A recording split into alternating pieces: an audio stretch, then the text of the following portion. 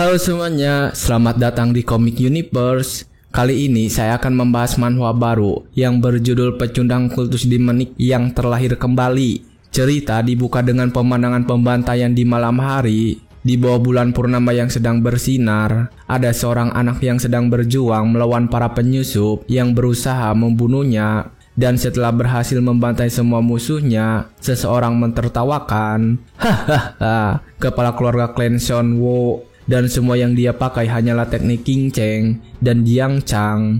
Apakah kau lupa 13 berang Seonwoo yang terkenal itu? Seni itu harusnya diwariskan padamu, bukan? Dan orang yang sedang mengejeknya ini adalah saudaranya sendiri, anak keempat klan Seonwoo, Shen Wugi, pemimpin tertinggi sekte Iblis Darah Hitam Dudang. Dia mentertawakan saudaranya yang bertarung menggunakan jurus milik klan lain yang bukan dari keluarganya. Dan yang sedang berjuang bertahan saat ini adalah Seon Woo-jin. Seon Wugi kemudian berbicara lagi kepadanya dari atas sana. Aku hampir lupa, bajingan kejam, membantai kerabatmu sendiri dengan begitu kejam, persis seperti tikus-tikus Birondae itu. Lalu bagaimana dengan anak ini? Ya, sepertinya aku memilih dengan tepat. Sekarang, coba bunuh anak ini dengan sekejam itu juga. Patriark terakhir klan Seonwoo, Seon Woo-jin. Yang harus dilawan oleh Seon Woo-jin saat ini adalah saudara perempuannya dan juga saudara dari Seon Wugi. Orang ini adalah Seon Woo-yeonha. Ketika diharuskan membunuh saudaranya sendiri, Seon Woo-jin melihat ke arah belakang dan merasakan kehadiran orang yang telah meninggalkannya. Dia lalu menundukkan kepalanya dan meminta maaf karena tidak bisa menjadi seperti orang yang dia panggil kapten. Dan ketika dia sedang menundukkan kepala, bayangan orang itu langsung muncul dan menenangkannya. Jin, kau membungkuk lagi. Aku sudah bilang, apa yang kau lakukan sudah cukup. Hasilnya bukan salahmu. Berdirilah tegak. Ketika melihat bayangan kaptennya, Seon Woo-jin langsung terlihat sedih. Dia lalu berniat untuk bertarung sampai akhir, sesuai dengan apa yang diajarkan kaptennya untuk tidak menyerah. Namun Seon Woo-jin tidak ingin ditangkap oleh mereka hidup-hidup, karena akan berakhir menjadi boneka mereka, dan tentu suatu hari mereka akan mengejar kaptennya. Seon Woo-jin tidak ingin membiarkan itu. Dia lalu mengarahkan pedangnya kepada tubuhnya sendiri. Dia ingin mati dengan caranya sendiri. Seon Wugi yang melihat dia melakukan itu terlihat kaget. Tetapi ketika dia mencoba menghentikannya, Seon Woo-jin sendiri tersenyum dan menjawab dengan tegas. Kau mungkin bisa membunuhku, tapi kau tak akan memakai mayatku, dan aku tak akan pernah membiarkanmu hidup. Bahkan sebagai hantu, aku akan membunuhmu. Dia mengatakan itu sambil menusuk tubuhnya perlahan, dan setelah selesai mengatakan semuanya, Seon Woo-jin langsung menusuk jantungnya dengan kuat, dan itu mengakhiri hidupnya. Sementara Seon Wugi sendiri terlihat kecewa karena tidak bisa menggunakan mayatnya itu. Seon Woo-jin sendiri mulai sekarat dan kehilangan kesadaran. Dia juga mempunyai beberapa penyesalan selama hidupnya. Kalau aku tahu akan berakhir seperti ini, aku akan hidup lebih penuh. Aku tak akan menyia-nyiakan hidup dengan lari. Berkata aku tak ingin melawan saudara-saudaraku dan membiarkan bakatku berkembang dengan bebas. Namun ketika dalam keadaan sekarat, Seon Woo-jin kembali mendengar hinaan-hinaan yang datang kepadanya. Dan ketika dia memperhatikan suara itu dengan fokus, tiba-tiba saja ayahnya membangunkan. Jin, hei brengsek, katakan sesuatu. Seon Woo-jin sendiri kebingungan ketika melihat ayahnya sedang memarahinya. Dan dia sendiri saat ini sedang berlutut dengan tubuhnya yang gemuk. Di ruangan itu, sudah ada ayahnya dan saudaranya yang lain yang sedang menyaksikan. Ketika melihat ayahnya yang sedang berdiri di depannya, Seon Woo-jin merasa sedang bermimpi. Karena dia belum melihatnya lagi semenjak hari itu 10 tahun lalu. Ketika dia mencoba untuk meraih ayahnya dan memanggilnya, Seon Woo-jin akhirnya sadar kalau tangannya sudah terikat. Dia juga kaget karena melihat tubuhnya berbeda dari yang dia ingat ketika mati. Ketika dia sedang melamun karena terkejut, ayahnya kembali memarahi. Dia mau berarti kau mengaku telah membunuh tuan muda ketiga klan dan calon iparmu. Ketika mendengar tuduhan itu, dia langsung teringat dengan pria yang bernama Dan Hasang, satu-satunya temannya yang dia miliki saat itu.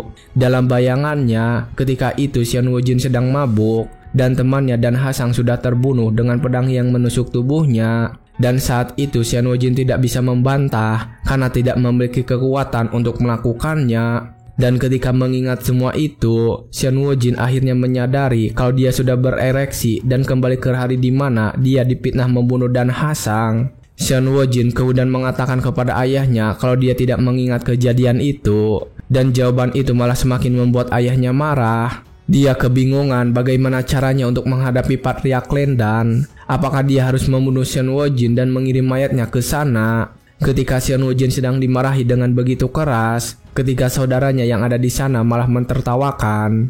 Dari kiri ke kanan, ada putra sulung yang bernama Shen Wuxiong, lalu putra kedua, Shen Wuhyok, dan putra keempat, Shen Wugi.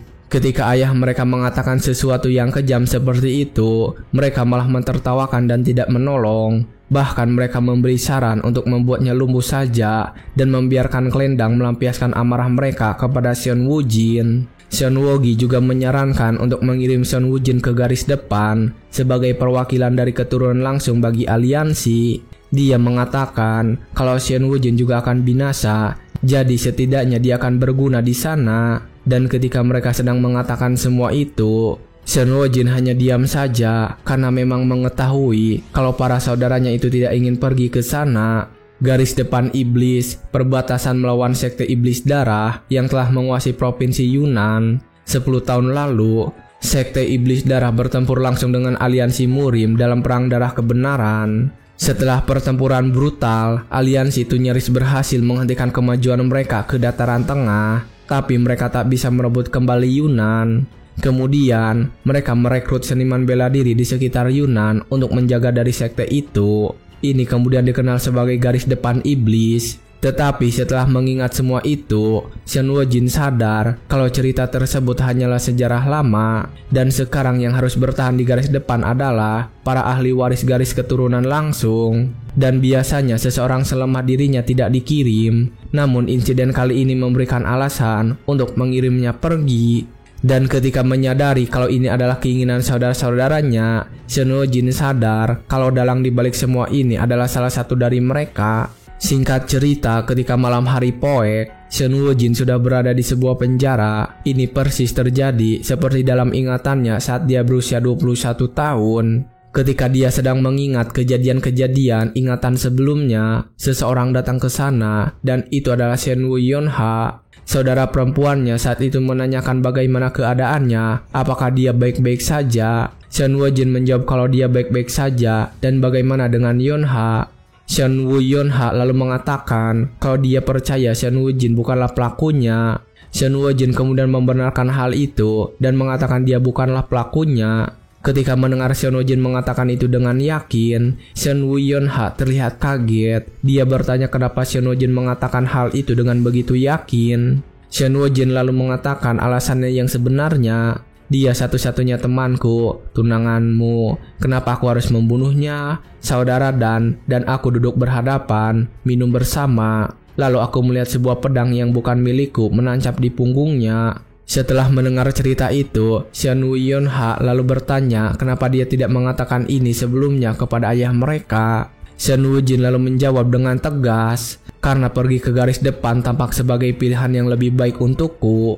Dia kemudian menceritakan sesuatu kepada Shen Wuyonha. Dia bercerita kalau saat dia masih kecil, dengan ibu yang pergi terlalu cepat dan tak ada keluarga untuk diandalkan, Shen Wujin harus bertahan hidup sendiri. Dengan kemampuan yang dia miliki, keluarga memanggil dia seorang jenius. Tapi untuk bertahan hidup, dia harus bersikap seperti orang bodoh. Peran itu menghormatinya sampai dia menjadi bodoh sungguhan, sebagai ai bagi klan yang hanya bisa tertawa konyol saat diejek. Itulah Shen Wujin selama 21 tahun.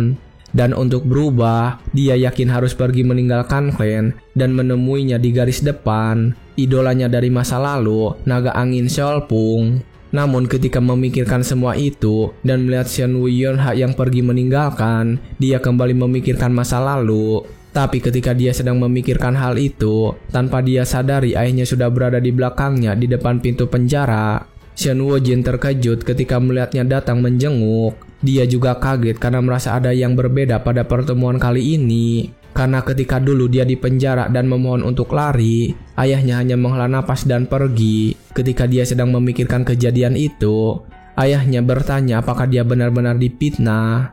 Shen Wujin sendiri hanya diam saja saat itu. Dia bertanya-tanya apakah ayahnya mendengar apa yang dikatakan olehnya kepada Yonha, dan apakah dulu juga sama seperti ini. Ketika dia sedang mempertanyakan itu, ayahnya kembali berbicara kepadanya. Jin, aku tahu kau hanya berpura-pura bodoh, tapi aku tak pernah tahu kau ingin meninggalkan klan. Seandainya aku menyadarinya lebih cepat, maafkan aku Jin, hidupmu hancur karena ayahmu yang tak berguna. Ketika mengatakan itu, ayahnya terlihat sangat sedih. Shen Wujin yang melihat ekspresi ayahnya bertanya-tanya apa yang sebenarnya terjadi. Karena selama ini ayahnya tidak pernah ikut campur ketika saudara-saudara dan ibu mereka sedang merundung.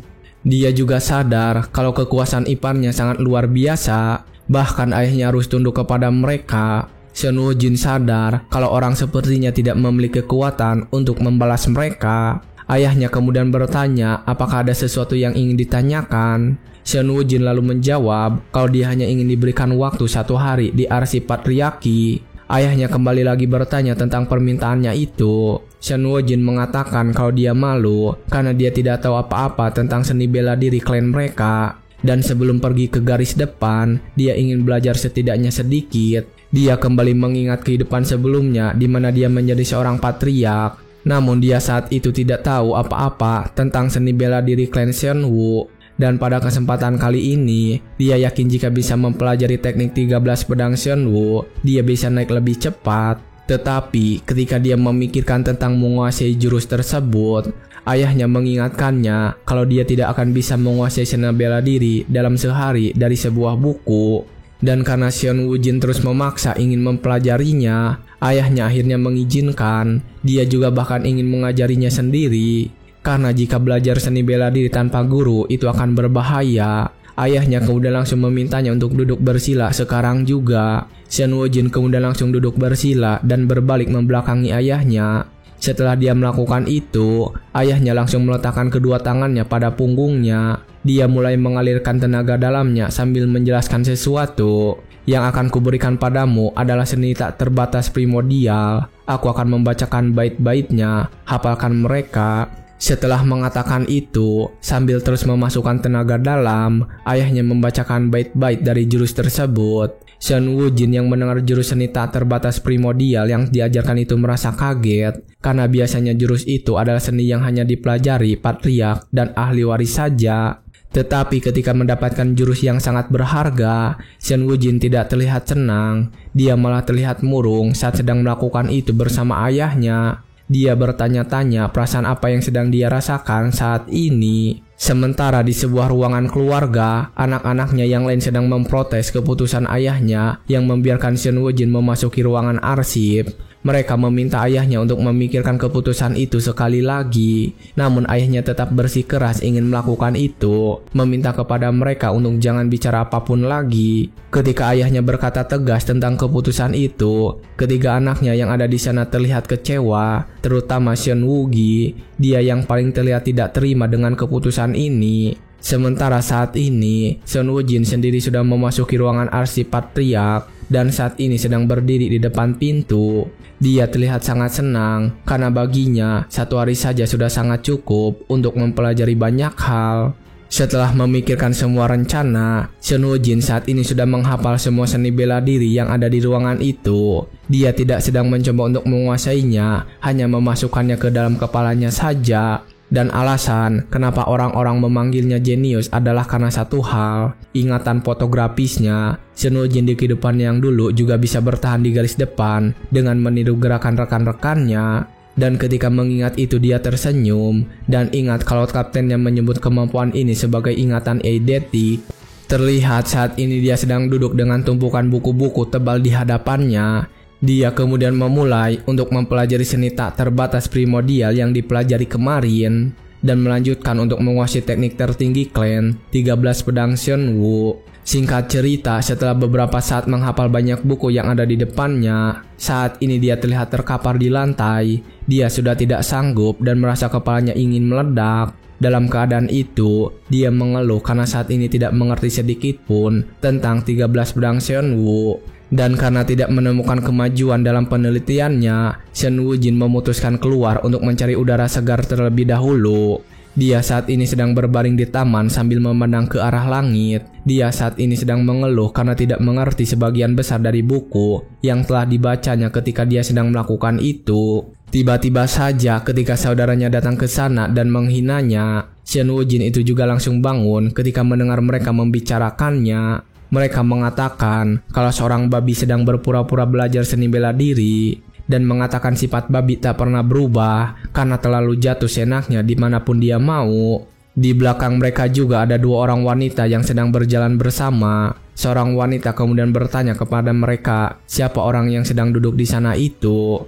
Mereka dengan kompak langsung menyebutkan kalau itu adalah saudara mereka yang memalukan, mengatakan jika Shen Wujin itu terlihat lebih mirip babi daripada manusia. Dia bahkan memberitahu wanita itu kalau Shen Wujin sedang berlatih sebelum berangkat ke garis depan iblis besok. Dan ketika dia sedang menjelaskan tentang itu, wanita tersebut terlihat terpesona. Tetapi ketika wanita tersebut terus memandanginya dengan kagum, saudara-saudara yang menghentikannya. Dia tak pantas mendapatkan perhatian Nona juga. Babi itu pergi ke garis depan hanya untuk menebus sebuah kesalahan.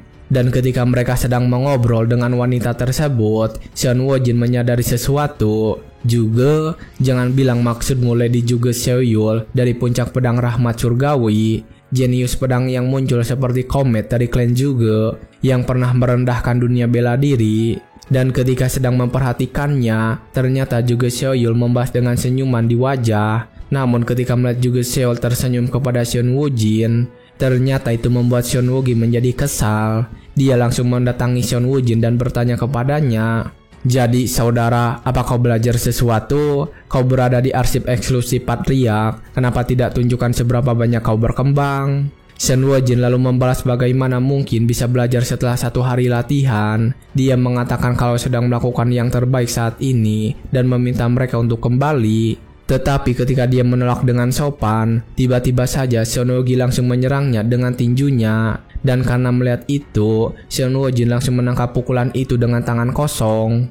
Terlihat sebuah energi meledak ketika tangan mereka berbenturan, dan itu juga membuat Shen Wujin sangat terkejut. Namun saat ini Shen Wujin kebingungan karena dia merasakan rasa sakit hanya karena menahan pukulan itu.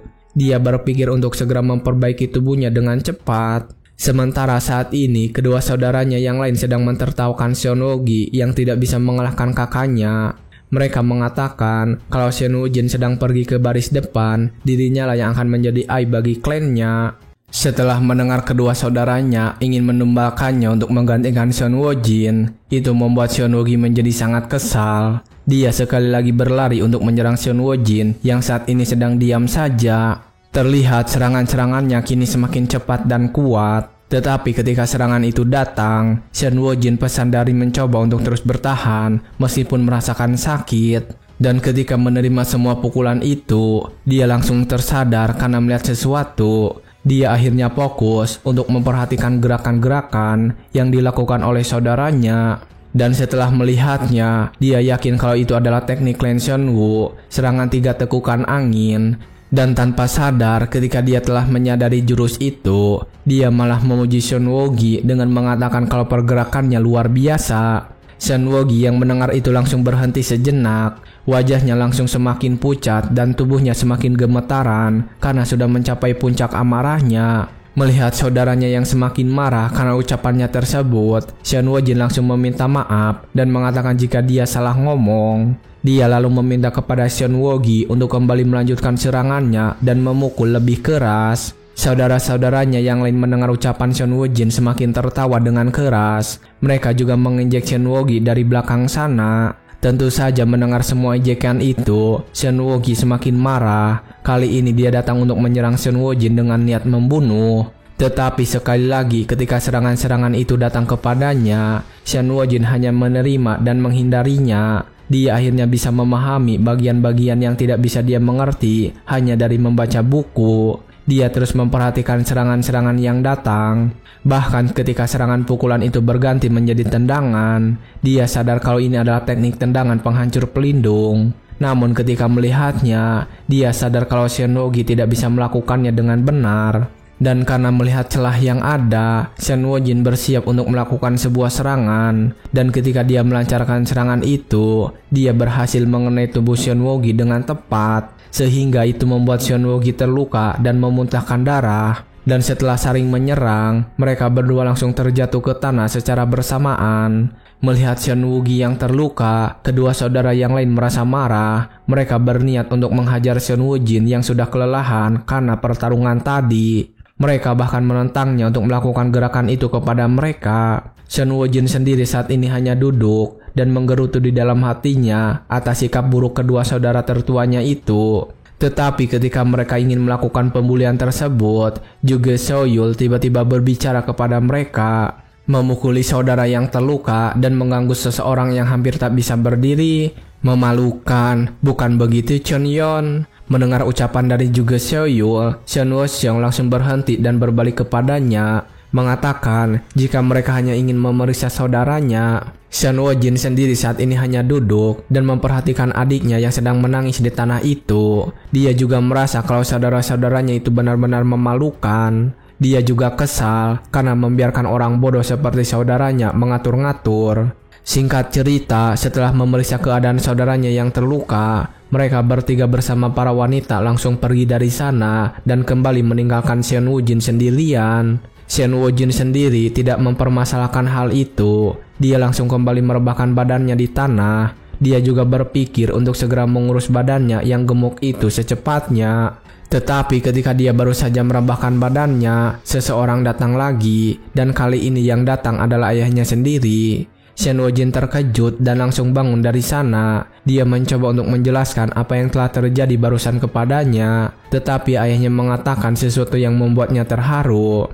Kau sudah bekerja keras, Jin, dan aku bangga padamu. Tahukah kamu, dari 4 pernikahan yang kulakukan, hanya 1 yang merupakan pilihanku sendiri. Dulu, aku mengira itu adalah kewajibanku terhadap klan, tapi sekarang aku tak begitu yakin. Shen Wojin sendiri hanya diam saja ketika ayahnya membahas masalah tentang pernikahannya dulu. Dan ketika dia sedang memperhatikan, ayahnya tiba-tiba bertanya apakah dia sudah menemukan manual untuk 13 pedang Seonwoo. Ketika Shen Wojin menjawab kalau dia sudah menemukannya, ayahnya kemudian berbalik, mengatakan kalau dia ingin berlatih sedikit keahlian pedangnya karena merasa sudah lama tidak melakukan.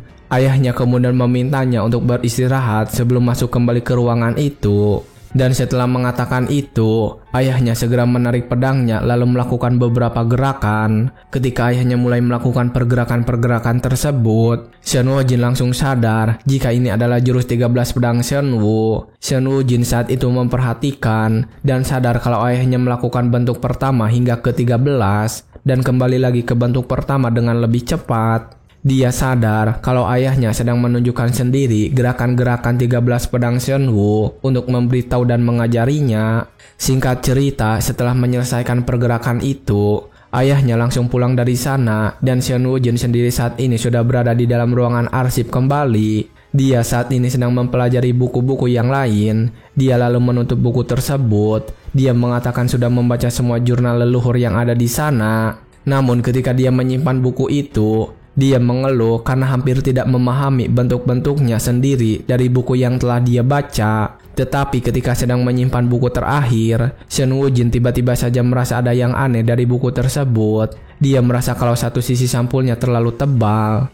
Shen Wojin kemudian kembali mengambil buku itu dan memeriksanya. Dia lalu mencoba untuk memisahkan lapisan buku yang terlalu tebal itu. Dan ketika dia berhasil membuka lapisan tersebut, terlihat ada sebuah kertas kusam yang muncul dari sana. Shen Wojin kemudian segera mengambil kertas itu dan membukanya. Setelah membacanya, dia sadar kalau itu menjelaskan tentang sebuah gerakan. Judulnya mengatakan bentuk ke-14. Bahkan ketika membalikkan kertas, di belakangnya tertulis kalau itu adalah gerakan untuk bentuk ke-15. Setelah membaca semua tulisan yang ada di sana, dia tiba-tiba terkejut karena menyadari sesuatu.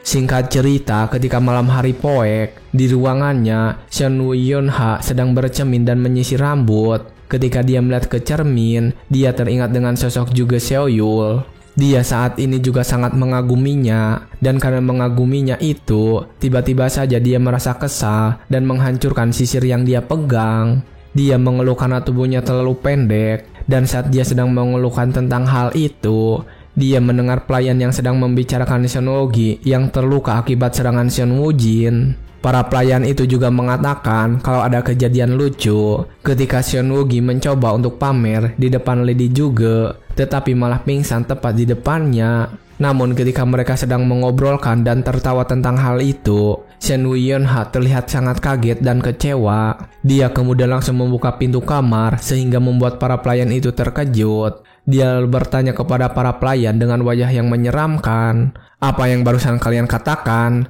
Bahwa saudara Gi terluka setelah dipukul oleh saudara Jin?" Para pelayan itu menunduk karena takut, lalu mengatakan jika yang mereka bicarakan itu adalah benar. Mendengar kenyataan itu, Shen Yunha menjadi semakin kesal. Sementara saat ini di tempat yang lain, juga Seol sedang menyerahkan informasi mengenai Xiao Wujin kepada temannya Chong Yon. Dia mengatakan kalau memberi informasi itu dari Haomun setempat. Chong Yon kemudian menerima informasi itu dan berterima kasih mengatakan akan membayar informasi tersebut. Namun ketika mendengar itu, juga Seol langsung menolak. Dia lalu bertanya kenapa Chong Yon menggali soal tuan muda yang gemuk itu. Dan ketika juga Seol sedang mengomentari tubuh gemuknya, Chong Yon tidak menjawab pertanyaan itu. Dia hanya membaca informasi yang ada di sana dengan serius. Lalu ketika sedang berbicara, tiba-tiba saja juga Seol berhenti dan menatap boneka beruang yang sedang dipeluk oleh Chong Yon. Dia mengatakan kalau Shen Wujin sedikit mirip dengan boneka beruang yang dipegang olehnya. Dia lalu bertanya apakah Chong Yon menyuruhnya mencari informasi itu karena mirip dengan boneka tersebut.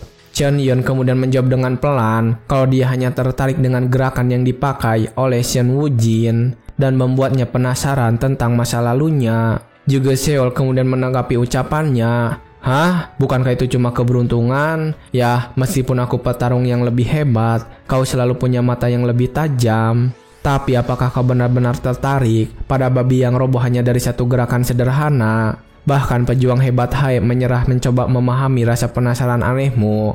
Siapa aku untuk menilai?" Dan ketika dia sedang membicarakan itu, tiba-tiba saja dia membahas sesuatu tentang penampilan Chong Yon. Dia bertanya apakah bisa membaca informasi itu dengan mata yang tertutupi oleh poni. Chong Yon mengatakan jika dia bisa melihatnya dengan jelas. Juga Seol juga bertanya kapan Chong Yon akan menyingkirkan poni tersebut.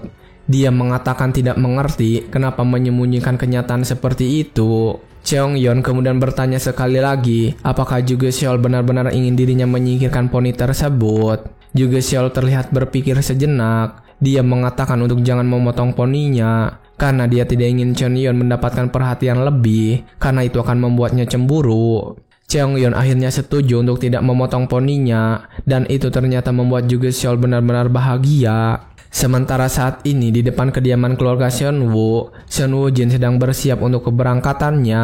Di sana ada ayahnya dan juga Shen Yunha. Ayahnya kemudian mengatakan kepada Shen Wujin untuk menjaga kehormatan keluarga mereka, memintanya untuk melayani dengan baik dan tetap aman. Shen Wujin sendiri langsung memberi salam dan menundukkan kepalanya. "Aku, putramu, akan membawa kehormatan bagi klan kita dan kembali. Terima kasih, Yunha, karena sudah menemaniku sejak pagi."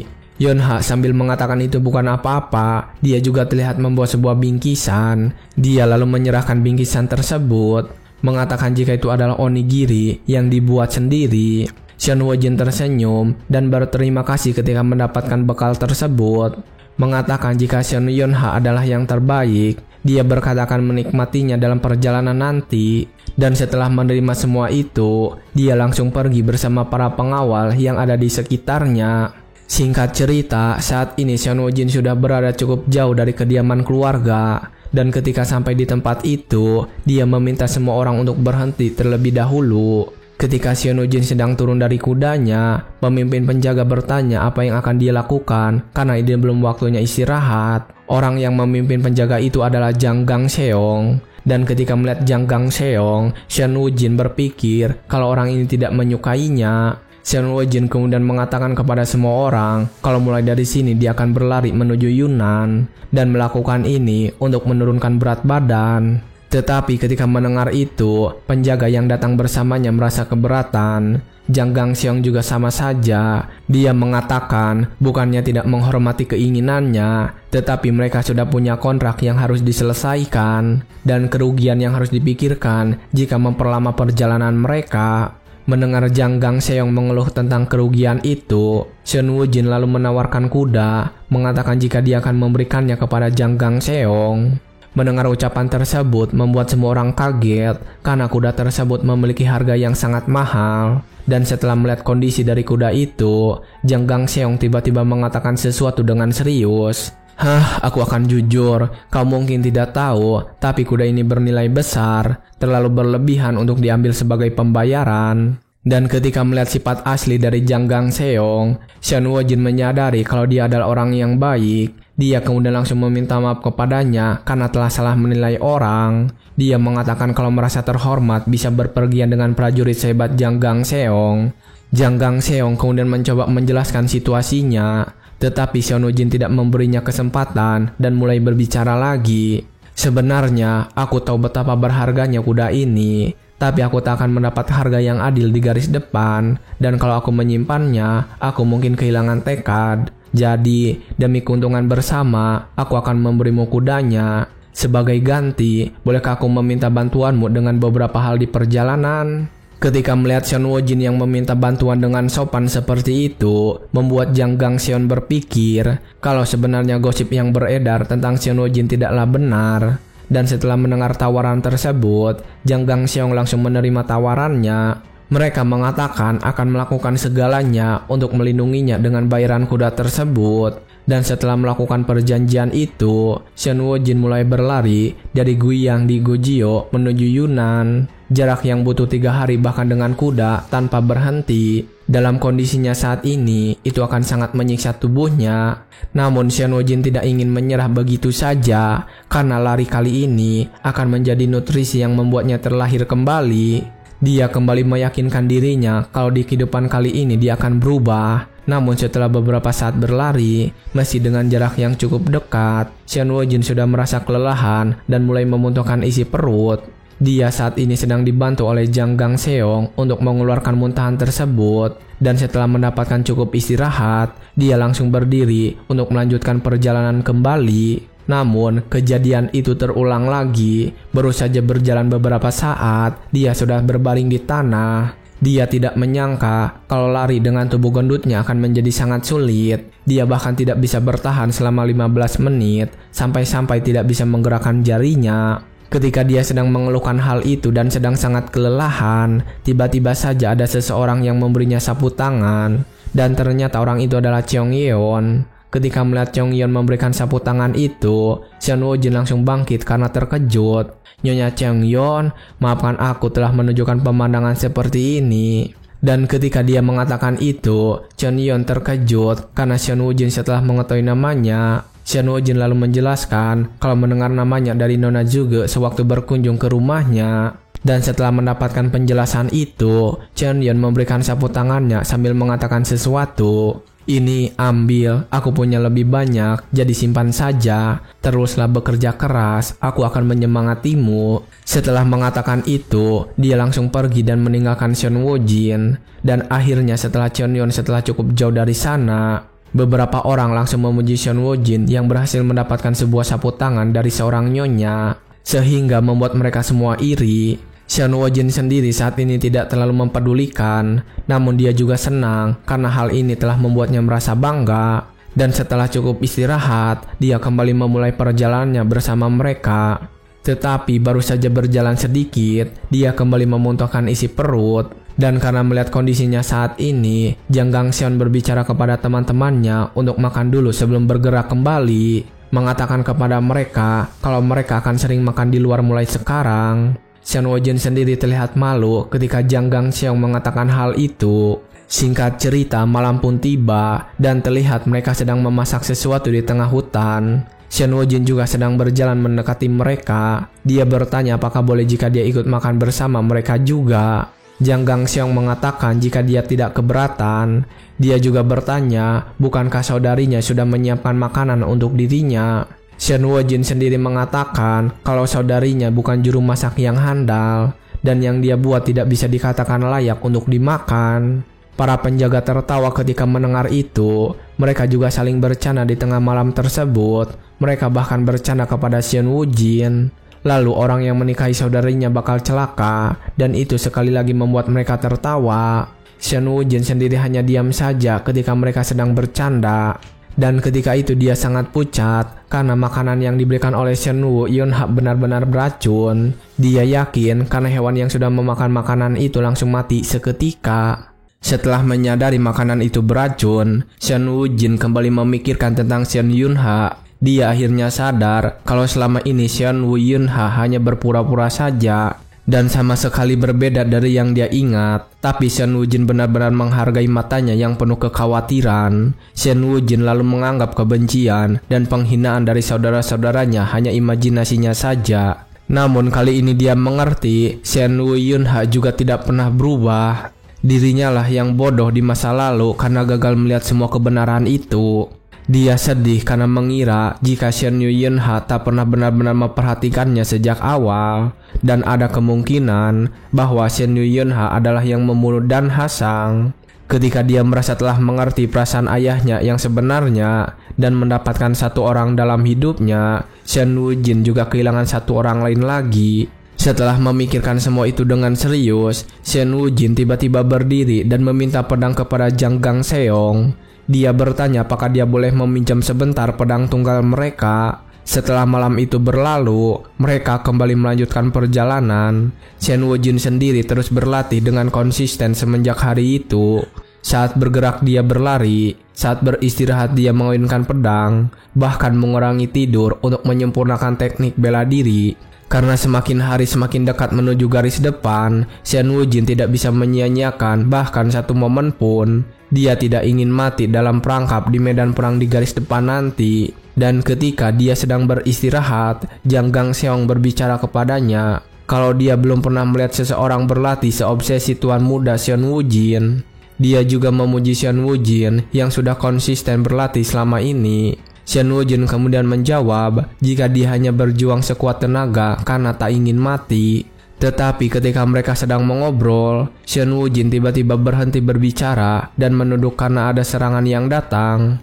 Melihat sebuah serangan itu, para penjaga yang ada di sana juga langsung mengeluarkan pedang mereka untuk melindungi Shen Wujin. Dan ketika Zhang Gangseong memanggil mereka untuk menunjukkan diri, sekelompok orang datang ke sana dan berbicara, "Hahaha, kau akan mati, tapi berani saja bicara soal kehormatan dan kebenaran. Lepaskan senjatamu dan menyerah dengan tenang, kecuali kamu tengkorakmu terbelah lebar." Orang yang sedang berbicara mengancam itu adalah kepala bandit Nokho, Mak Gusam. Dan ketika pria itu muncul, Zhang Gangseong langsung menyadari. Dia lalu meminta kepada Shen Wujin untuk kabur dengan kuda jika pertarungan terjadi, karena mereka tidak akan sanggup menahan mereka lama-lama. Dan ketika mendengar nama Mak Gusam, Shen Wujin teringat sesuatu dan tahu kalau dia adalah orang yang dilatih dengan teknik yang benar. Ketika Mak Gusam sedang berjalan mendekati mereka, Zhang Gangseong langsung berbicara dengannya dan bernegosiasi.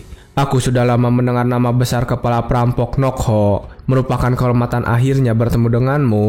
Jika kau mau, kami bersedia membayar uang tol. Mengapa harus menumpahkan darah yang sia-sia, padahal kita bisa menyelesaikannya secara damai?"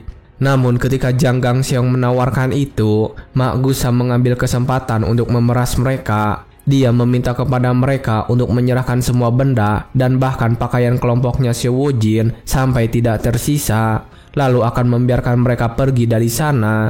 Ketika Mak Gusam meminta permintaan itu, Zhang Gangseong menatap Shen Wujin dan berbisik kepadanya untuk kabur duluan dari sana. Tetapi Shen Wujin tidak mendengarkan perintah itu dan maju menantang mereka. "Bajingan, beraninya kau membegalku. Aku putra ketiga klan Shen Yu. Apa kau begitu berhasrat untuk dimusnahkan sepenuhnya?" Shen Wujin juga mengancam lagi, mengatakan jika Mak Gusam menyerangnya, itu sama saja dengan menggali kuburannya sendiri. Tetapi Mak Gusam tidak percaya begitu saja dan mengatakan jika Shen Wujin sedang berbohong. Karena melihat Mak Gusam tidak percaya, Shen Wujin lalu mengeluarkan lencana klan dan mengatakan itu bisa membuktikannya. Mak Gusam kemudian memintanya untuk melemparkan lencana klan itu dan akan memeriksanya sendiri. Xian Wojin memastikan keamanannya terlebih dahulu, dan setelah dirasa aman, dia bilang akan melemparkannya, tetapi meminta Mak Gusam untuk mengembalikan itu setelah memeriksanya. Xian Wojin kemudian melemparkan lencana klan itu sangat tinggi ke arah Mak Gusam, dan setelah menangkapnya, Mak Gusam segera memeriksanya. Tetapi ketika dia sedang memeriksa keaslian lencana klan, Xian Wojin sudah berada di depannya. Dia lalu dengan cepat menusuk Mak Gusam dengan pedang. Dan dengan serangan itu, Mak Gusam berhasil dikalahkan. Ketika pemimpin mereka terbunuh, anggota kelompoknya langsung terkejut. Mereka juga langsung datang menyerbu Xian Wojin yang sedang sendirian saja di sana. Tetapi ketika mereka menyerang, Xian Wojin berhasil menghindari serangan mereka. Bahkan dia mampu untuk melawan balik, juga mengalahkan mereka semua. Ketika melihat Xian Wojin yang sedang bertarung, Zhang Gangxeon meminta para anak buahnya untuk segera membantu melawan para penjahat. Dan ketika mereka melihat bala bantuan datang, para penjahat itu mulai melarikan diri. Mereka sangat takut dengan Xian Wojin dan memanggilnya sebagai si tukang jagal. Setelah mengacaukan para musuh, Xian Wojin sendiri saat ini sedang berdiri di sana. Dia juga sedang merasakan kembali perasaan yang sudah lama hilang. Ya, inilah tubuhku, jiwaku. Aku bersuka cita merasakan udara medan perang yang familiar sekali lagi. Dia tersenyum ketika mengusap darah yang menempel pada wajahnya. Dan akhirnya setelah beberapa saat, mereka berhasil mengalahkan penjahat yang membegal mereka. Dan karena sudah melakukan pertarungan cukup lama, Xian Wojin merasa sangat kelelahan.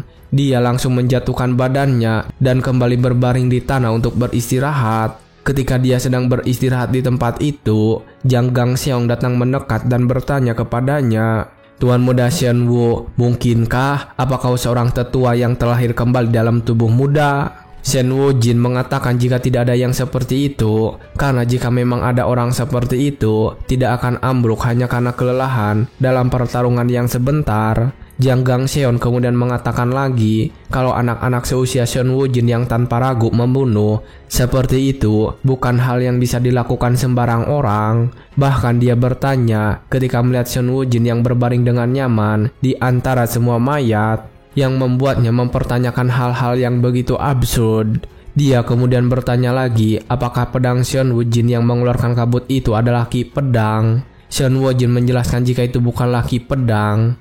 Dia hanya menggunakan jurus 13 pedang Xian Wu, dan itu merupakan teknik pedang ilusi. Bayangan gerakannya membuatnya terlihat seperti itu. Ketika mendengar jurus tersebut, Zhang Gangxeon terlihat semakin terpesona. Dia lalu mengatakan jika teknik bela diri dari keluarga bangsawan memang berbeda, dan tidak menyangka teknik yang digunakan seperti itu bisa menampilkan kekuatan yang besar. Dia juga menceritakan dirinya yang sudah berusia 40 tahun namun hanya mengumpulkan 20 tahun energi internal, dan dia bahkan merasa malu dengan dirinya sendiri.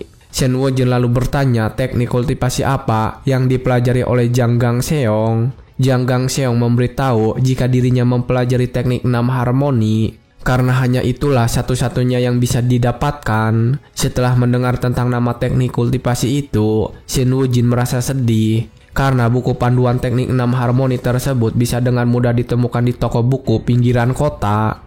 Namun dia tetap terkesan dengan Zhang Gangxeon yang mampu mengumpulkan 20 tahun latihan hanya dengan teknik penambahan seperti itu.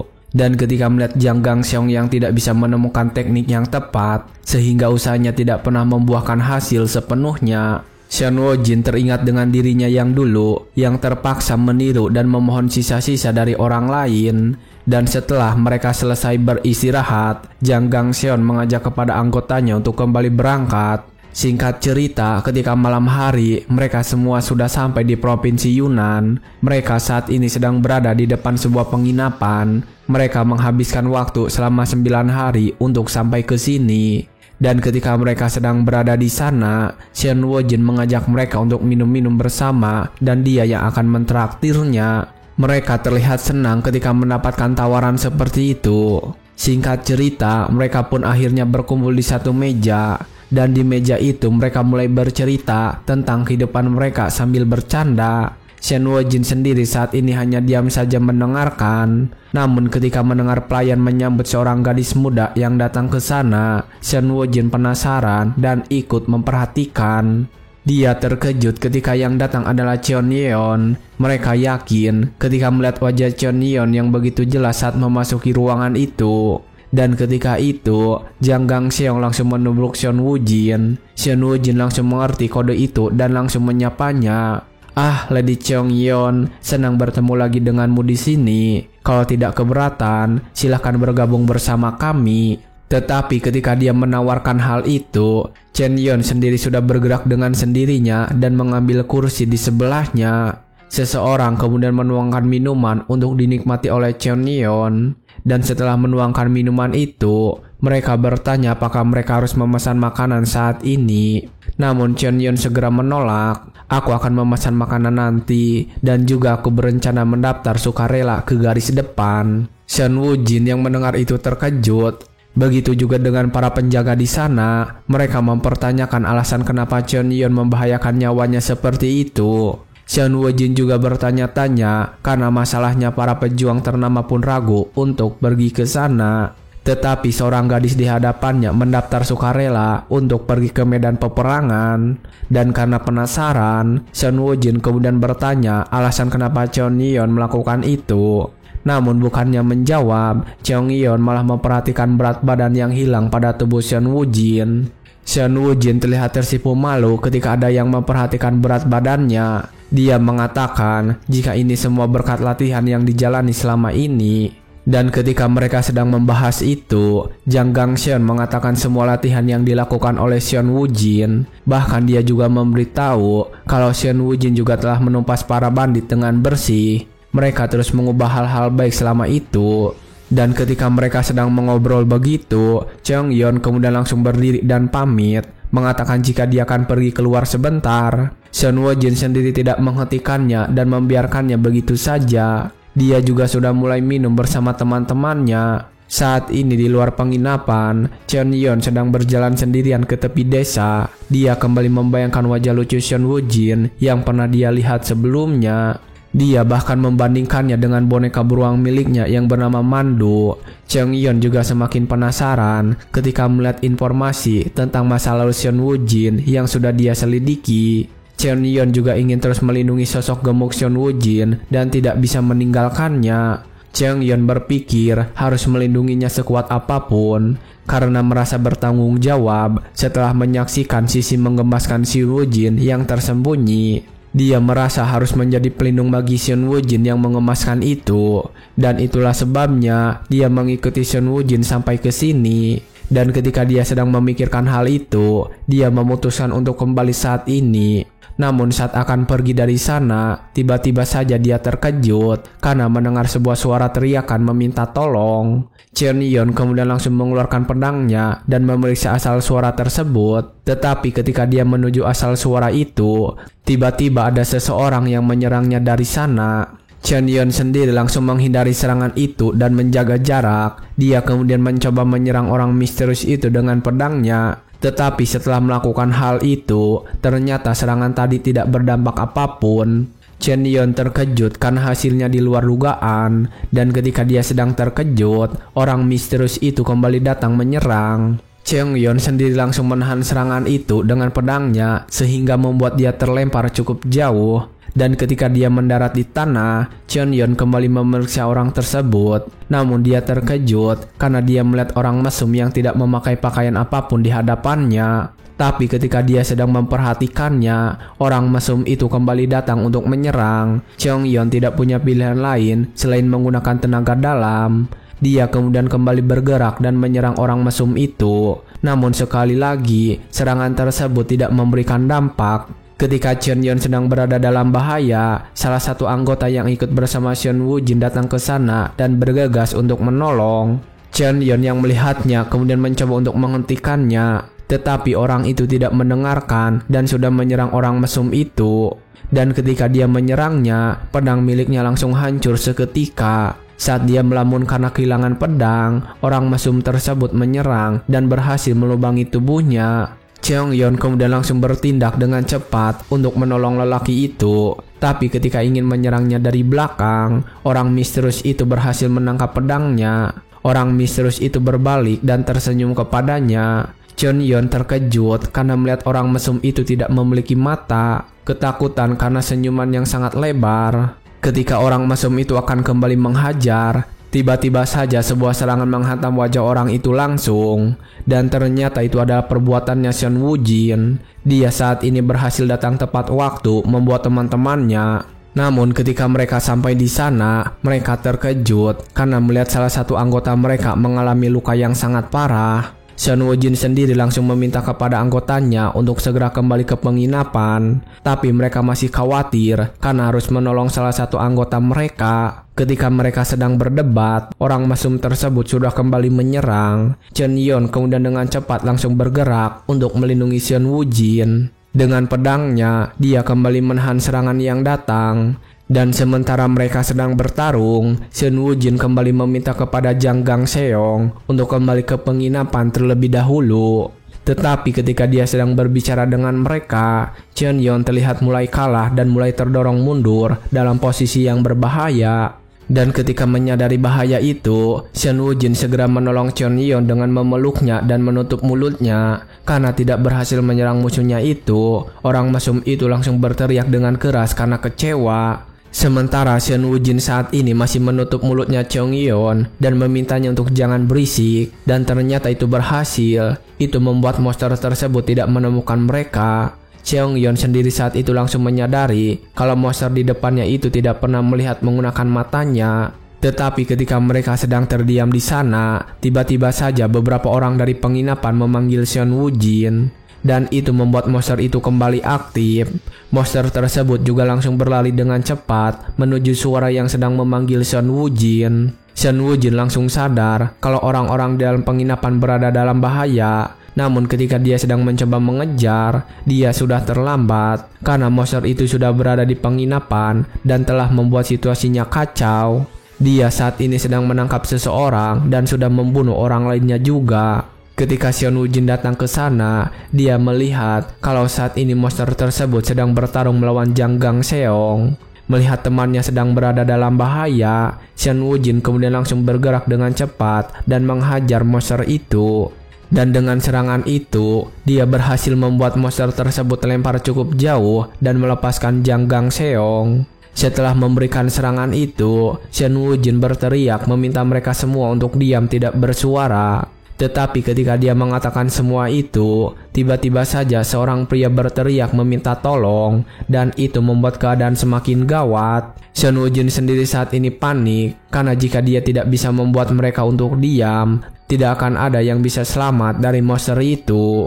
Ketika dia sedang sibuk memikirkan cara agar menghentikan semua orang, monster itu sudah kembali berdiri dan mulai menyerang. Seon Woo-jin kemudian langsung bergerak sambil membuat suara yang berisik. Dia langsung melemparkan sebuah meja dan mengatakan kepada semua orang untuk diam. Setelah dia melemparkan meja, semua orang terdiam dan suasana menjadi hening. Mereka semua saling bertatapan dan bertanya-tanya apa yang sedang terjadi. Seon Woo-jin kemudian mengambil sebuah kursi dan melemparkannya, dan suara dari kursi itu menarik perhatian monster. Seseorang di sana juga terus menutup mulut orang yang paling berisik.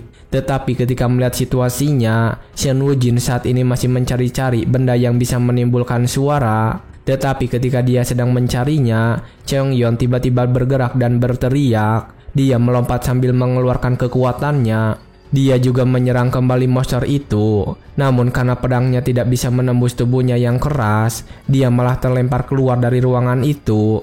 Sambil mencoba untuk terus menyerang monster tersebut, dia meminta kepada Seon Woo-jin untuk menjelaskan semuanya saat ini juga. Seon Woo-jin lalu menjelaskan kepada semua orang jika monster itu hanya bisa melacak orang melalui suara, dan meminta mereka untuk jangan membuat suara sedikit pun, bahkan ketika bernapas. Setelah semua orang mengerti, Seon Woo-jin kembali melihat dan memperhatikan pertarungan Cheong Yeon. Saat ini dia masih mencari sebuah solusi, karena ketika monster itu tidak bisa mengandalkan suara, monster itu akan mengandalkan hidungnya untuk mencari mangsa. Shen Wujin berpikir harus menangani monster itu sebelum hal tersebut terjadi. Dia kemudian berjalan menuju sebuah mangkok. Ternyata dia berencana menggunakan uang yang ada di sana untuk membuat suara agar bisa menarik perhatian monster itu.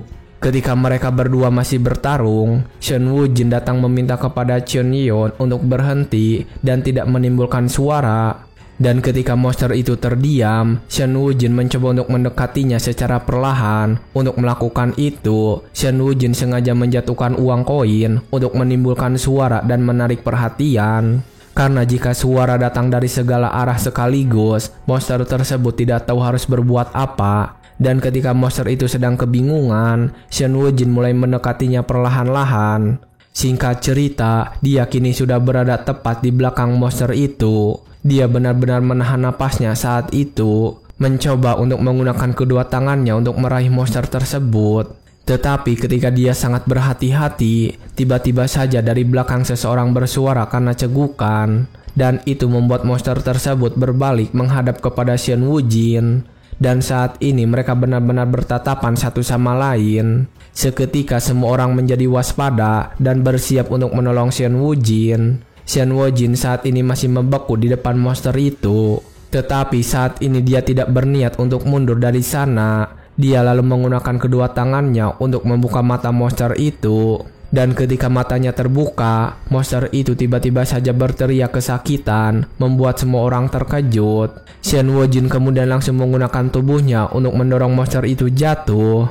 Setelahnya dia langsung menangkap monster itu dengan menaiki tubuhnya. Dia lalu meminta kepada Cheong Yeon untuk menyerang mulutnya yang terbuka. Cheong Yeon sadar ketika mendengar itu. Dia sadar meskipun tubuhnya bisa memantulkan ki pedang, tetapi di dalam mulutnya itu tidak akan berhasil. Cheong Yeon kemudian kembali mengeluarkan kekuatannya dan mengalirkannya dalam pedang. Setelahnya dia langsung melompat dan menusuk mulut monster itu dengan kuat. Terlihat darah mulai keluar dari mulutnya tersebut. Cheong Yeon berusaha sekuat tenaga untuk menekan pedangnya agar tidak bisa dilepaskan. Dan melihat tubuhnya yang sedang gemetaran, Shen Wujin kemudian membantunya untuk memegangi pedang itu. Mereka berdua akhirnya menekan pedang itu bersama-sama. Hingga akhirnya pergerakan monster tersebut dan mereka berhasil mengalahkannya. Semua orang hanya terdiam ketika melihat monster itu berhasil dikalahkan.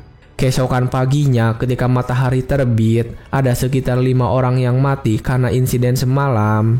Mereka saat ini sedang membaringkan semua mayat itu di depan penginapan. Terlihat Yang Gangseong bersama teman-temannya sedang menghormati mayat tersebut untuk terakhir kalinya. Dan ketika mereka sedang melakukan itu, Yang Gangseong tiba-tiba melihat Shen Wujin dan menyapanya. "Apa kau mau pergi sekarang?"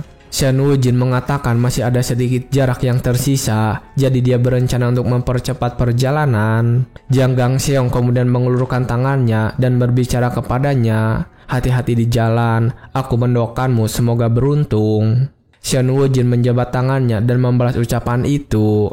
"Terima kasih, aku berharap kau juga tetap sehat, prajurit Zhang dan prajurit Zhong, dan aku berharap rencana keluargamu berjalan lancar, prajurit Gong." Dan setelah mengatakan itu, Shen Wujin mencoba mengeluarkan sesuatu dari tas penyimpanan. Dan dia mengeluarkan 3 jilid buku, lalu memberikannya kepada mereka. Menerima buku itu, Yang Gangseong langsung membaca dan bertanya buku apa itu. Shen Wujin menjelaskannya dan membuat mereka terkejut.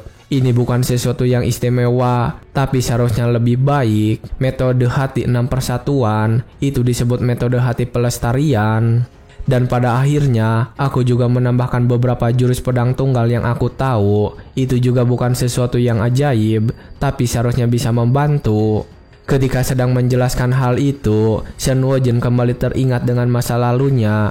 Karena metode hati pelestarian ini adalah metode hati pelestarian yang diperoleh dari pemimpin regu Xiaopung untuknya di kehidupan yang lalu. Dan bahkan itu membuat Shen Wujin mencapai ki batin setara 60 tahun dalam kurang dari 1 dekade. Dan metode inilah yang membawanya ke tingkat tertinggi kelas 1 waktu itu. Ketika sedang mengenang kembali ingatan itu, Yang Gangseong menghampiri dan bertanya kenapa dia melakukan semua itu untuk mereka. Dan bagaimana bisa mereka membalas budi untuk perbuatan baiknya ini. Shen Wujin hanya menjawab dengan tenang pertanyaan-pertanyaan itu. mengatakan jika mereka telah bekerja sama dengan baik dan berjuang demi nyawa. Bukankah mereka ini teman? Dia juga mengatakan itu tidak ada gunanya untuk sekarang, jadi dia menghadiahkannya kepada teman baru. Jang Gangseong bersama anggotanya langsung berterima kasih atas kebaikan ini. Dan setelah urusan itu selesai, Shen Wujin kembali berpamitan untuk melanjutkan perjalanan. Dia mengatakan berharap mereka bisa bertemu lagi sebagai pendekar kelas 1. Jang Gangseong membalas ucapan itu dengan penuh semangat, mengatakan dia akan berkunjung setelah mencapai kelas 1 dan harus minum bersama untuk bersuka cita dengan tulus saat itu terjadi. Tidak banyak bicara lagi, Shen Wujin memulai perjalanannya ditemani oleh Cheong Yeon, dan dalam perjalanan itu, Cheong Yeon berbicara kepadanya. Aku belum pernah melihat seorang pendekar memberikan ilmu bela diri kepada orang luar sebelumnya. Kau orang yang aneh. Shen Wujin hanya tersenyum mengatakan itu bukan salah, karena teknik itu bukanlah rahasia klan Shenwu. Dia juga lalu bertanya apakah Cheong Yeon benar-benar berniat untuk menuju garis depan. Shen Wujin juga menjelaskan kalau ada begitu banyak monster di depan yang tidak bisa dibunuh dengan ki pedang, mengatakan jika Cheong Yeon benar-benar bisa mati. Cheong Yeon lalu mengatakan kalau dia sudah berpikir keras untuk semua ini dan merasa kalau ini adalah pilihan yang tepat baginya untuk pergi. Dia juga tahu kalau ada banyak monster kuat di depan sana, dan itu artinya seseorang sedang berjuang mempertaruhkan nyawanya melawan monster kuat tersebut. Dan jika dia pulang, dia akan mengabaikan kenyataan itu. Dia mengatakan tidak belajar ilmu bela diri untuk menjalani hidup seperti itu. Dia juga mengatakan kalau ayahnya selalu mengajarinya untuk berdiri dengan bangga. Di akhir kalimatnya, dia bertanya bagaimana Shen Wujin memandangnya. Apakah baginya Cheong Yeon hanya seorang nona muda atau seorang pendekar? Ketika mendapatkan pertanyaan itu, Shen Wujin terlihat kaget dan tersentak. Saat itu dia tidak merasakan sedikit pun keraguan dalam jawaban Cheong Yeon. Dan dia merasa bersalah karena telah menganggap seorang pendekar sejati sepertinya sebagai gadis yang belum dewasa. Shen Wujin kemudian langsung berinisiatif meminta maaf. Aku telah salah menilai keyakinanmu yang mendalam. Aku benar-benar meminta maaf, Nona. Cheong Yeon tersenyum dan mengatakan menerima permintaan maafnya. Dia juga memuji Shen Wujin adalah pria yang tahu cara mengakui kesalahan. Shen Wujin langsung tersenyum saja ketika mendengar ucapan itu. Sementara di garis depan, Yunnan, medan pertempuran sektor iblis darah besar, kadang terjadi sebuah pertarungan antara kelompok kebenaran dengan kelompok yang jahat. Namun salah satu anggota dari sekte kebenaran saat ini telah berhasil dibunuh oleh orang jahat. Mereka juga sedang menangkap perempuan yang ada di sana. Terlihat saat ini mereka berdua sudah dikepung oleh sekelompok orang jahat yang bersembunyi di balik pepohonan. Orang-orang ini adalah kelompok khusus iblis darah, pemimpin iblis sabit kembar 7 malapetaka. Yang saat ini berada di depan gadis yang sedang menangis itu adalah sabit kembar 7 malapetaka pertama, Jimak. Lalu yang sedang menangkap gadis itu adalah sabit kembar 7 malapetaka kedua, Guyojil. Dan ketika mereka sedang bermain dengan gadis itu, salah satu anggota dari gadis tersebut kemudian menempelkan sebuah suar merah ke langit. Dan salah satu anggota penjahat tersebut menyadarinya. Dia langsung melaporkan kepada teman-temannya kalau akan ada masalah jika ada bantuan datang. Dia kemudian meminta kepada teman-temannya untuk menangkap satu lagi gadis sebelum mereka pergi. Melihat serangan dari para orang-orang jahat, anggota sekte kebenaran langsung membuat formasi pertahanan untuk melindungi teman-teman mereka. Terlihat saat ini Jimak sedang menyerang mereka dengan sangat kuat. Dia menggunakan kedua sabit di tangannya dengan efisien. Dia tertawa ketika menyerang mereka, mengatakan mereka tidak akan pernah bisa bertahan dari serangannya. Memang terlihat saat ini anggota sekte kebenaran itu sudah mulai kewalahan menghadapi kelompok sabit. Bahkan salah satu dari mereka memegang pedang yang sudah sangat rusak. Tetapi ketika mereka mulai kewalahan, Jimak terlihat terkejut. Ternyata dia melihat seseorang yang sedang datang ke sana untuk membantu sekte kebenaran. Orang yang baru saja datang ini adalah 13 pasukan naga terbang, pemimpin skuad keempat Lang Diangchang, Ma Yugyeom. Melihat kedatangannya, anggota-anggota di bawahnya terlihat merasa lega karena pemimpin skuad mereka telah datang. Bahkan salah satu penjahat terlihat panik karena melihat kehadiran Mak Yugyeong. Tetapi ketika anggotanya sedang panik, Jimak sendiri tetap maju dengan berani.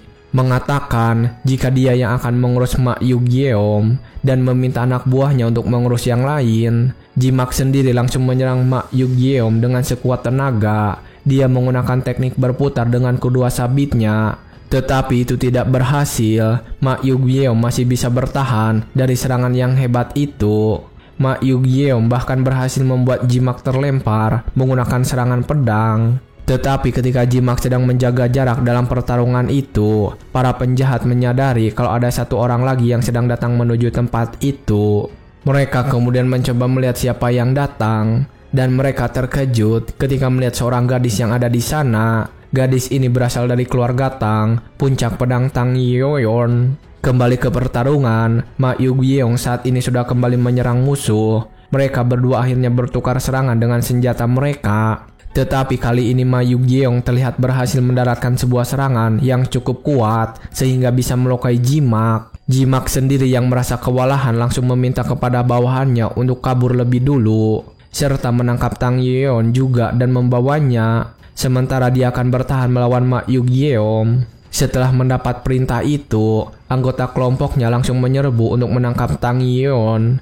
Dan ketika melihat para penjahat itu mengejarnya, Tang Yeon langsung pergi menjauh dari sana. Para penjahat itu tentu saja langsung mengejar. Tetapi ketika para penjahat sedang mengejarnya dan mengikutinya, Tang Yeon tiba-tiba saja tersenyum. Melihat senyuman itu, penjahat tersebut merasa curiga. Dan ketika dia menyadarinya itu sudah terlambat. Karena ada seseorang dari sekte kebenaran yang langsung menyerang. Orang tersebut akhirnya bisa menyelamatkan wanita yang dibawa oleh penjahat itu. Ternyata orang yang berhasil menyelamatkan gadis itu adalah wakil pemimpin skuad elang diancang, Sagunil. Para penjahat itu juga terlihat ketakutan karena mereka melihat naga diancang, Sagunil ada di sana. Saat para penjahat berhenti karena kaget, sebuah pasukan muncul dan mengepung mereka. Tang Yeon yang tadi berlari juga sudah kembali untuk menyerang para penjahat. Karena mendapat serangan itu, semua penjahat berkumpul untuk berlindung.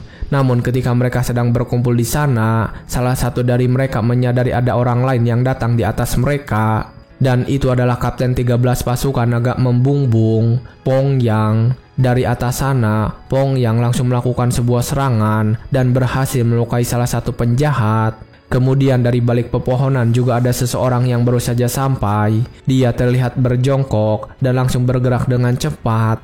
Dengan gerakan itu, dia langsung berhasil membunuh beberapa orang menggunakan pedangnya. Orang ini adalah pemimpin skuad pertama, Han Hyosung. Melihat kedatangan orang-orang penting tempat itu, membuat Gu Yojil semakin panik, yang kemudian meminta kepada Jimak untuk kabur dari tempat itu. Tetapi ketika Jimak akan mencoba kabur dari sana, seseorang mencoba untuk menghentikan dan berhasil melukai salah satu lengannya. Tetapi tetap saja mereka tidak berhasil menangkap kelompok sabit itu. Mereka berhasil kabur dari sergapan sekte kebenaran. Karena situasinya sedang gawat, mereka membiarkan penjahat itu kabur dari sana. Dan ketika mereka kembali menyerungkan pedang, terdengar suara tangisan dari seseorang yang kehilangan kekasihnya. Dan tepat ketika mereka selesai bertarung, Shelpung baru saja tiba ke sana. Dia bertanya bagaimana situasinya saat ini. Tetapi baru saja datang ke sana, Ma Yugyeom langsung meraih bajunya dan memarahinya. Shelpung, sialan kau, kenapa datang terlambat? Kalau kau di sini, kita bisa membunuh setidaknya satu lagi dari 7 malapetaka. Bahkan sebenarnya kita bisa saja menangkap semuanya kalau beruntung. Shelpung lalu meminta maaf dan mengatakan jika mereka juga disergap yang membuat mereka datang terlambat. Tetapi Ma Yugyeom tidak menerima permintaan itu dan malah memarahinya lagi lebih keras. Itu saja yang mau kau katakan, bajingan tidak bertanggung jawab. Ini sebabnya aku bilang prajurit terendah sepertimu seharusnya tidak pernah dijadikan pemimpin skuad. Tetapi ketika dia sedang memarahinya, salah satu bawahan Shelpung datang ke sana menghentikan dan menjelaskan situasi yang mereka alami. Berhenti, pemimpin skuad keempat. Aku tidak akan mentolerir hinaan lagi terhadap pemimpin skuadku. Kami, skuad ke-7, sedang melawan 5 roh licik ketika kami disergap oleh roh laba-laba yang bersembunyi. 2 anggota skuad kami meninggal. Shelpung berlari ke sini secepat mungkin setelah membunuh roh laba-laba dan roh licik. Dan ketika mendengar itu, Ma Yu-gi-oh terlihat terkejut karena dia juga tahu kalau roh laba-laba menyerap esensi manusia untuk mengembangkan ki mereka, dan mereka adalah salah satu makhluk iblis paling berbahaya. Gadis itu kemudian menjelaskan lagi, roh laba-laba yang semakin kuat seiring waktu harus dibunuh segera begitu ditemukan. Kau juga tahu ini, pemimpin skuad keempat. Tetapi ketika mendengar itu, Ma Yu-gi-oh langsung melepaskan tangannya dan pergi dari sana. Dan juga dia tidak terima dengan perlakuannya dan kembali memarahinya. Itu saja, minta maaf pada Xiaopeng sekarang juga. Tetapi ketika gadis itu sedang memarahinya, Xiaopeng malah hentikan wakil pemimpin. Dia baru saja kehilangan salah satu anggota skuadnya. Tetapi wakil pemimpin itu juga mengatakan jika mereka juga sama telah kehilangan anggota skuad. Xiaopeng kemudian menenangkannya lagi, mengatakan jika dia baik-baik saja dan wakil pemimpin tidak perlu melakukan semua ini. Mendengar itu, wakil pemimpin itu langsung terdiam dan menundukkan kepalanya dengan sedih. Melihat mereka yang bertengkar begitu, Tang Yeon ikut berbicara menasihati Xiaopeng. Karena kau bertingkah lembek, Ma Yu-gi-oh bisa menindasmu seenaknya. Bertingkah bodoh seperti ini hanya akan menyulitkan anggota skuadmu. Tetapi Xiaopeng hanya tertawa ketika mendengar itu. Dan ketika dia sedang tertawa, seseorang datang untuk meminta maaf mewakili Ma Yu-gi-oh. Sementara Han Gyosung dan Pong Yang sedang membahas anggota baru yang akan datang hari ini. Mereka berharap Shen Wujin dan bantuan lainnya akan bisa bertahan di garis depan. Singkat cerita, saat ini di Yunan, tepatnya di markas kedua medan pertempuran kultus iblis darah agung, Shen Wujin bersama Cheng Yon sudah sampai di sana.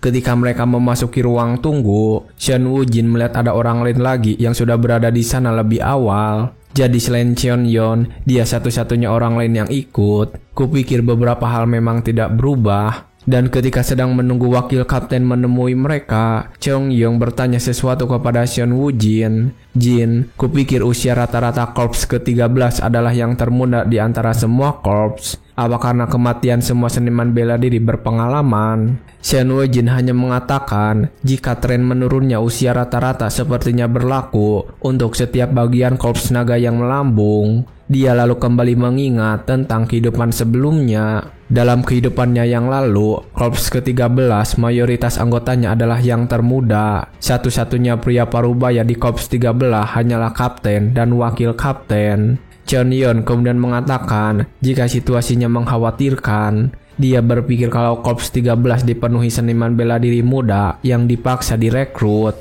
Dan ketika mereka sedang membicarakan itu, gadis di hadapan mereka juga ikut berbicara dan bertanya, kenapa seniman bela diri yang lebih terampil tidak sukarela? Shen Wujin yang mendengar itu mulai menjelaskan dan menceritakannya kepada mereka berdua. Karena tidak ada uang atau ketenaran yang bisa didapatkan dari ini, apa yang terjadi di garis depan tidak boleh bocor ke pihak luar. Apapun prestasi atau akhir tragis yang kau temui, tidak akan ada yang tahu. Meskipun kita bilang pahlawan tidak peduli hal-hal seperti itu, orang pasti menghindarinya karena berbahaya. Dan tidak ada ketenaran atau kehormatan yang bisa didapat. Dan ketika mereka sedang mengobrol, wakil kapten tiba-tiba saja datang menyapa. Salam, aku Sweep Falcon Sword, Hyun Yongbo, wakil kapten korps ke-13. Kau pasti pernah mendengar namaku kan? Ketika wakil kapten datang ke sana, Shen Wujin sendiri hanya tersenyum melihatnya karena saat ini dia benar-benar merindukannya. Tetapi ketika Shen Wujin akan menjawab pertanyaan itu dan menyapa Hyun Yongbo dan ingin berbicara, Cheng Yon langsung menjawab, aku tidak pernah mendengar tentangmu, apakah kau terkenal? Hyun Yongbo langsung terlihat malu ketika Cheng Yon berkata begitu. Dia membalas jika di garis depan ada banyak master bela diri yang dilupakan karena janji kerahasiaan dan menganggap Cheng Yon kekurangan informasi. Tetapi Cheng Yon kembali membalas kalau dia cukup yakin sudah hafal semua master di ranah puncak bela diri. Dan bertanya apakah Hyun Yongbo sudah mencapai level itu. Hyun Yongbo terdiam ketika mendapat pertanyaan itu. Sementara Shen Wujin sendiri malah menikmati pertunjukan ini dan sadar jika Hyun Yongbo sudah sangat marah. Dan ketika sudah sangat marah, Hyun Yongbo mengambil kertas laporan dengan paksa karena ingin segera mengakhiri pertemuan kali ini dan membiarkan mereka masuk ke dalam skuad. Dia lalu memeriksa dan memanggil nama mereka satu persatu. Ketika memanggil Seon Woo-jin, dia terlihat terkejut karena mendengar klan Seon Woo. Dia lalu memanggil peserta berikutnya. Berikutnya, Cheon Ju-eun, putri sulung Cheon Ga-sang, dari penjaga mematikan Guzu. Penjaga mematikan Guzu itu sekte unortodok. Ketika sedang membicarakan identitasnya, Cheon Ju-eun sendiri terlihat malu-malu dan agak ketakutan. Seon Woo-jin sendiri saat ini juga sedang memperhatikannya dan mengerti alasan kenapa Cheon Ju-eun datang ke sini untuk berjuang menjadi sukarela. Yoon Yong-bo kemudian membaca identitas Cheon Yeon kali ini.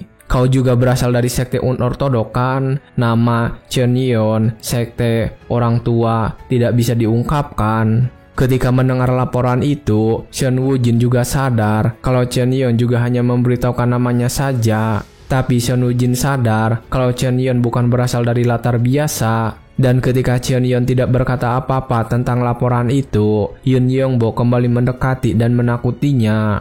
Nona, apa kau tidak mengerti bahwa mereka dengan identitas yang tidak dapat diverifikasi tidak bisa menjadi sukarelawan di garis depan? Seon Woo-jin yang mendengar itu langsung tahu kalau Yoon Yong-bo sedang berbohong. Karena Yoon Yong-bo juga sebenarnya tidak mengetahui identitas Seolpung, pemimpin mereka. Cheon Yeon lalu segera membalas kalau dia tidak pernah mendengar sesuatu seperti itu dari markas. Yoon Yong-bo tidak mau kalah dan tetap meminta Cheon Yeon untuk memberitahukan identitas lengkapnya kepada Korps 13. Atau kalau tidak, Cheon Yeon harus bergabung dengan Korps Naga yang melambung lainnya. Ketika diancam seperti itu, Seon Woo-jin langsung datang membantunya menjelaskan. Nona Cheon Yeon adalah teman dekat Jegal Seoyul, puncak pedang rahmat surgawi. Kau pasti tahu tentang klan Jegal kan? Bunga yang dijaga ketat dari klan Jegal dan putri dari ahli strategi aliansi Murim, Jegal Jigang. Ketika mendengar penjelasan itu, Yoon Yong-bo sedikit takut. Dia kemudian mencoba untuk memastikan dan bertanya, "Jangan bohong padaku, kenapa kenalan orang sehebat itu mau menjadi sukarelawan di garis depan?" Seon Woo-jin lalu menjawab dengan tenang dan masuk akal sekaligus menakutinya lagi. "Aku benar-benar tidak tahu, tapi dia pasti punya alasannya sendiri kan? Mungkin sesuatu yang berkaitan erat dengan apapun yang sedang dilakukan para petinggi di aliansi." Ketika mendengar jika ini adalah rencana dari para petinggi aliansi juga, Yoon Yong-bo berhenti mengorek informasi. Dan setelah melewati proses pemeriksaan identitas, mereka akhirnya saat ini sudah dibawa menuju asrama skuad ke-7. Ketika melihat bangunan itu, Seon Woo-jin terlihat seperti sedang bernostalgia.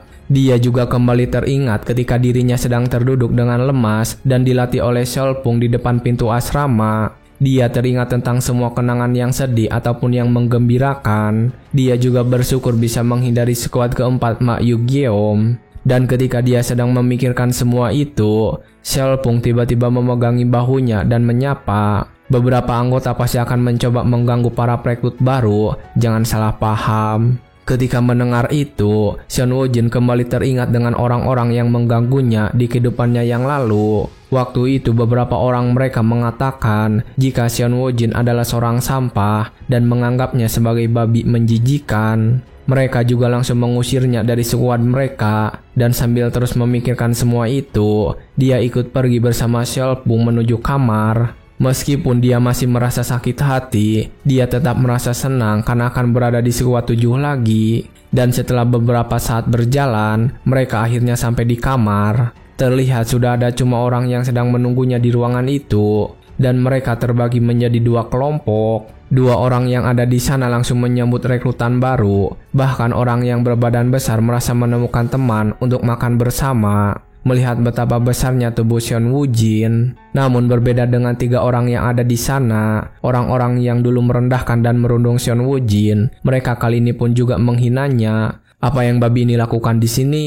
Lalu temannya membalas, "Apa yang kau harapkan? Kau pikir kita akan dapat rekrutan baru? Lihat saja pemimpin skuad kita." Bahkan mereka sampai berani untuk menghina Seolpung. Melihat mereka yang tidak berubah meskipun tidak seburuk dulu, Seon Woo-jin terlihat sedih. Ketika dia sedang merenungkan semua itu, Seolpung menepuk bahunya dan memperkenalkannya kepada mereka. Ini dia Seon Woo-jin, putra ketiga dari klan bergengsi Seon Woo di Guinjo. Dia akan menyesuaikan diri di garis depan, jadi tolong bantu dia. Tetapi ketika mereka mengetahui jika Shen Wujin berasal dari klan Shenwu, mereka malah semakin menjadi-jadi dalam menghinanya. Jadi kau budak ketiga yang terkenal dari klan Shenwu itu. Kudengar kau lebih mirip babi daripada manusia. Si tolol yang dipukuli adik laki-lakinya. Orang yang sedang mengejeknya kemudian mendekat dan terus menghinanya sebagai babi. Dan meminta Shen Wujin untuk menggumukkan badannya agar cocok dijadikan umpan bagi iblis. Xiaopung sendiri hanya diam saja dan menyaksikan dari sana. Begitu juga dua orang yang ada di sana. Mereka saat ini sudah berdiri dan bersiap untuk menghentikan pembulian itu. Tetapi ketika mereka sudah bersiap, Shen Wujin sendiri tetap tenang dan tersenyum. Dia lalu menjabat tangan orang itu dan berbicara, "Senang bertemu denganmu, Hak Mujin." Hak Mujin sendiri terkejut kenapa Shen Wujin bisa mengetahui namanya. Dan ketika dia sedang kebingungan, Shen Wujin langsung menarik tangannya dan menghajarnya. Shen Wujin menginjak kakinya kemudian memukul perutnya dengan sangat keras. Dan setelah itu, dia memelintir tangannya lalu menghantamnya sampai terjatuh ke lantai. Setelah serangan itu, Hamujin sendiri langsung terkapar di sana dan diam saja. Ketika Hamujin sudah dihajar seperti itu, temannya mendatangi Shen Wujin dan bertanya apa yang sedang terjadi. Shen Wujin sendiri tertawa dan menjawab pertanyaan itu dengan tenang. "Apa yang kulakukan? Kau bilang aku tolol." Ketika mendengar jawaban itu, kedua orang tersebut langsung diam dan menjaga jarak. Shen Wujin sendiri diam saja dan memperhatikan. Tapi dia juga merasa ingin memukul mereka berdua juga agar semuanya adil. Tetapi ketika sedang memikirkan itu, ada orang lain yang datang ke sana dan bertanya, "Ada apa di sini?" "Aku tanya kau, apa sebenarnya yang terjadi di sini?" Ketika orang itu bertanya kepadanya dengan serius, Shen Wujin sendiri hanya tersenyum dengan tenang. Shen Wujin lalu langsung memberi hormat dan menyapa orang yang baru datang ini. "Senang bertemu denganmu, ketua. Namaku Shen Wujin, baru ditugaskan di Squad 7 hari ini. Sejak aku tiba, ketiganya dengan ramah terus memanggilku babi dan sampah sialan. Jadi aku pikir akan kubalas dengan sedikit keramahan. Bagaimana denganmu, ketua?" Orang itu kemudian langsung memperkenalkan dirinya dengan sombong. "Aku Ju Taikyung dari sekte Jomchang." Dan ketika dia memperkenalkan diri, Shen Wujin kembali mengingat tentang dirinya dan berbicara sendiri. Dengan bangga akan warisan Jomchangnya, dia tak akan pernah merendahkan diri untuk ikut-ikutan kebodohan para tolol itu.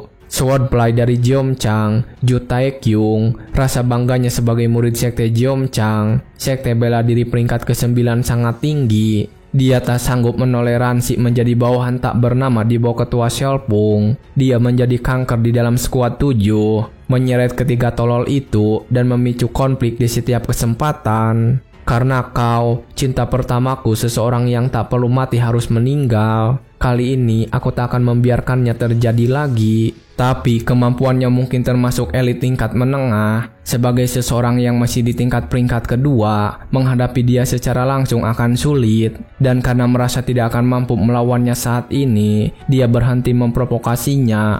Ketika Ju Taikyung ada di sana, Xiaopung lalu mengajaknya untuk makan malam bersama dan saling menyapa. Tetapi Ju Taikyung malah terlihat sangat kesal. Dia kemudian langsung pergi dari sana juga. Shen Wujin sendiri yang melihatnya tidak hormat kepada Xiaopung menjadi sangat kesal dan berbicara kepadanya, "Kupikir-pikir kau senior Ju Taikyung kan? Aku sudah banyak dengar mereka memanggilmu Swordplay dari Jomchang, bukan?" Tetapi ketika Shen Wujin mengatakan itu, Ju Taikyung langsung emosi dan memegang pedangnya dengan erat. Dia bertanya apa yang sedang dikatakan Shen Wujin. Shen Wujin sekali lagi bertanya, bukankah Swordplay dari Jomchang adalah gelar yang melekat kepadanya? Tetapi ketika Shen Wujin mengatakan itu dan bertanya, Ju Taikyung sendiri malah mulai menarik pedang dan mengancam akan membunuh Shen Wujin. Shen Wujin yang melihat itu langsung berlari dan berlindung di belakang Xiaopung dan berpura-pura ketakutan. Ju Taikyung juga langsung meminta Xiaopung minggir. Dia ingin membunuh Shen Wujin karena telah berani menghina seorang murid sekte Jomchang yang agung.